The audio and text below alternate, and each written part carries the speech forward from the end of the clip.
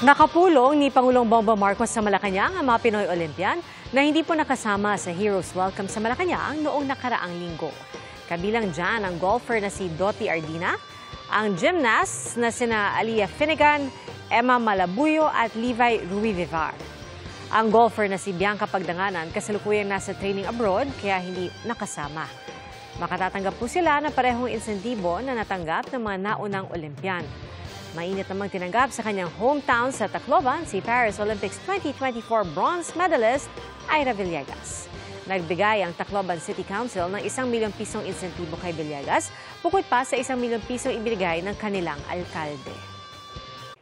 Mga kapuso, sama-sama tayong maging saksi.